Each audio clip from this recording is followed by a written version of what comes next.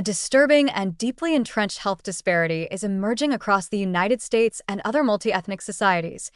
Non-Hispanic Black populations are dying at higher rates from cancers associated with obesity than any other racial or ethnic group. While the general link between obesity and cancer is increasingly recognized, its uneven impact on minority communities, especially Black Americans, remains gravely underacknowledged in public health discourse, clinical practice, and policy response. This is not simply a question of individual behavior or biology.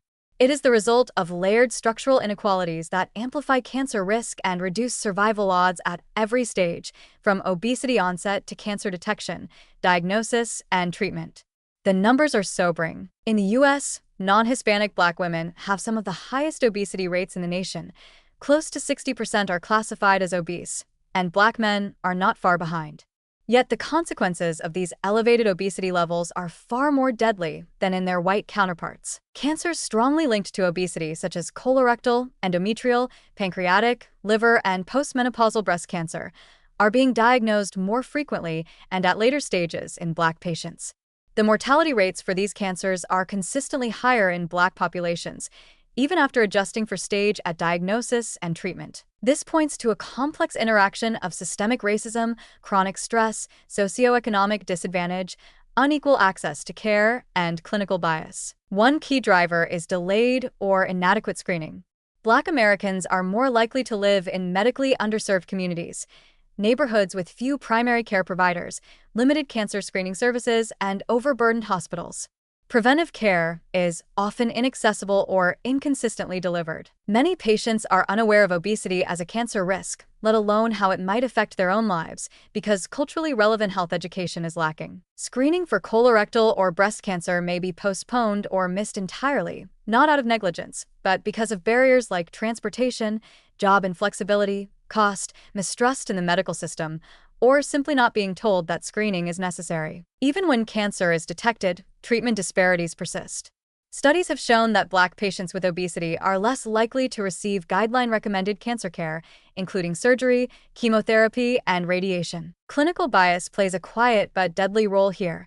Providers may assume a lower likelihood of compliance, underestimate pain, or view obesity as a self-inflicted condition, leading to more conservative treatment plans. Obese Black women, for instance, are often diagnosed with more aggressive subtypes of breast cancer, yet receive less aggressive treatment than white women with similar profiles. Obesity itself creates additional complications.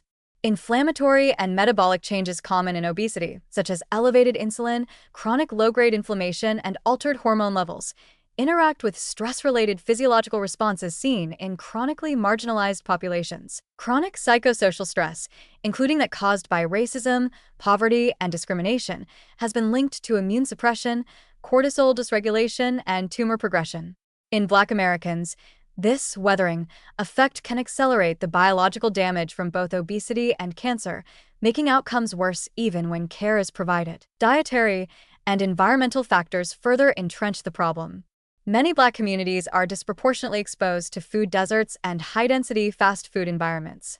Healthy, whole foods are often expensive, geographically inaccessible, or simply not part of the available food landscape. Marketing of unhealthy, calorie-dense products is often targeted at low-income and minority populations. Over time, this fosters dietary patterns that promote obesity from an early age and make reversal extraordinarily difficult. This isn't about lack of willpower. It's about living in environments designed to erode health. Physical activity is another challenge. Urban Black communities frequently lack safe, clean, and accessible places to exercise. Parks may be scarce or unsafe, and working multiple jobs or living with caretaking responsibilities leaves little time or energy for physical movement. School systems in underserved areas may lack robust physical education programs, and community investment in wellness infrastructure is often minimal or non-existent. And yet, despite facing the highest risks, non-Hispanic Black populations are rarely the focus of obesity-related cancer prevention initiatives.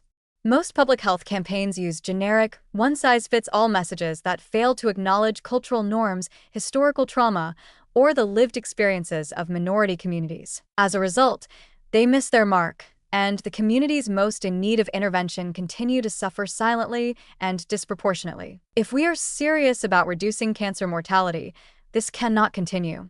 Addressing the obesity cancer link in Black communities requires far more than dietary guidelines or BMI calculators. It demands structural change, universal access to preventive care, targeted screening programs, community-led education, culturally competent healthcare, and economic policies that eliminate food deserts and improve built environments. It also requires the medical community to confront and correct its own biases to ensure that Black patients with obesity are seen, heard, and treated with the same urgency and dignity as anyone else. The rising toll of obesity-related cancer deaths among non-Hispanic Black Americans is not just a public health issue, it is a moral failure. These deaths are preventable, but only if we choose to act with intention, equity, and urgency. Until then, the most vulnerable will continue to die not because we lacked the science, but because we failed to extend its benefits equally.